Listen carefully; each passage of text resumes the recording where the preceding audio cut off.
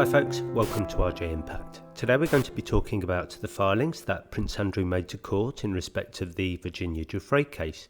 In a somewhat surprising filing to court in the US on Wednesday, that's 26th of Jan 2022, Andrew asked for a US jury trial and at the same time again denied Virginia Giuffre's allegations of sexual abuse. Giuffre, who is now 38, sued the Duke of York last August, alleging sexual assault and battery by the Duke as a result of her being trafficked by the disgraced Jeffrey Epstein. David Boyce, Giuffre's lawyer, said that Andrew was trying to blame the victim. We look forward to confronting Prince Andrew with his denials and attempts to blame Miss Giuffre for her own abuse, he continued. Now, the technical aspect of Andrew's filing was that this was an answer, which is a common document in US litigation in which defendants deny or say they lack enough information to comment on the plaintiff's substantive accusations. We know that the Duke's lawyers have already called Giuffre's lawsuit baseless and accused her of seeking another payday, and this is in respect of the 2009 civil settlement with Epstein in which she received $500,000. If everything goes according to Judge Lewis Kaplan's timetable, then a trial could begin somewhere between September and December 2022. Now, if Giuffre won at this trial, obviously Andrew would owe her damages, and at this point she has asked for an unspecified amount.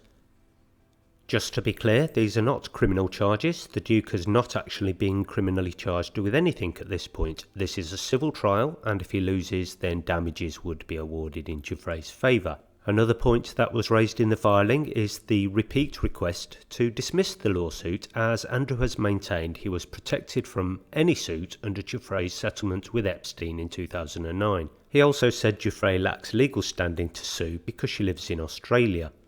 Now, one thing that occurs to me in respect of his requesting a jury trial is that this is potentially a game of brinkmanship that is being played to get Giuffre to settle out of court. Don't forget here, there's a risk to Giuffre that if she lost, then she herself would face significant legal charges. Yet another point that the Prince's lawyers are making is that Giuffre is suffering from false memory syndrome. They want to ask Judith Lightfoot about the theory of false memories. Now, Judith is a psychologist who has counselled Giuffre, and apparently in a formal letter of request to Judge Kaplan, they've requested that she be compelled to be questioned and testify in Australia. Just to emphasise how damaging this has been to Andrew, last week he deactivated his social media accounts, and the York racecourse in northern England has announced it is renaming an event called the Duke of York Stakes. Now, this race was actually named after an earlier Duke of York and not Andrew, but it does show, however, just how toxic his name has become. To be clear, if a jury trial does occur, then the Duke will have the option to turn up, and he might or might not testify. He could also, if the trial goes ahead, ask for it to be trialled in absentia. Now, this means that the trial would go ahead without him being present. That would obviously look very bad for him. One of the major risks he would face is if there were any criminal charges pending against him at the time. He would then risk being arrested in the US and be subject to the criminal prosecution process there.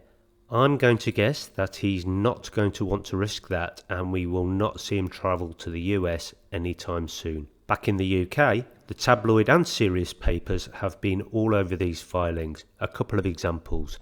The Sun newspaper says, "See you in court, no sweat." You can see what they did there, can't you?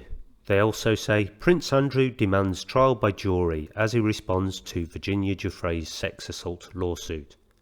The Mirror newspaper says, 5 bombshells from Prince Andrew's legal papers as he denies all sex allegations.